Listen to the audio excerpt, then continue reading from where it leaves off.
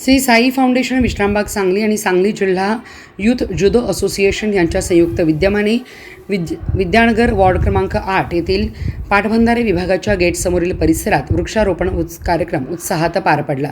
या कार्यक्रमाला नगरसेविका व सामाजिक कार्यकर्त्या मीनाक्षीताई पाटील प्रमुख पाहुण्या म्हणून उपस्थित होत्या। तसेच श्री साई फाउंडेशनचे अध्यक्ष सदाशिव पाटील, सचिव व जुदो प्रशिक्षक अतुल जाधव, सभासद उर्मिला राजपूत, आदित्य साबळे, जुदो खेळाडू, परिसरातील नागरिक मोठ्या संख्येने सहभागी झाले होते। कार्यक्रमात सर्पमित्र, प्राणीमित्र अमोल जाधव यांनी पर्यावरण संरक्षण, जैवविविधतेचे महत्त्व आणि सामाजिक बांधिलकी याविषयी विद्यार्थ्यांना व उपस्थितांना मार्गदर्शन केले। पर्यावरणाचा समतोल राखण्यासाठी वृक्ष संवर्धनाची गरज अधोरेखित करत त्यांनी प्रत्येकाने किमान एक झाड लावून त्याचे संगोपन करण्याचे आवाहन केले।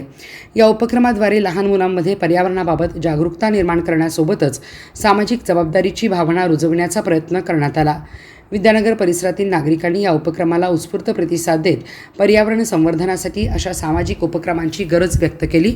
पर्यावरण संरक्षण आणि सामाजिक बांधिलकी जपण्यासाठी श्री साई फाउंडेशन आणि सांगली जिल्हा यूथ जुदो असोसिएशन यांच्याकडून भविष्यातही विविध जनजागृतीपर उपक्रम राबवण्यात येणार असल्याचे सामाजिक कार्यकर्ते सदाशिव पाटील यांनी सांगितले।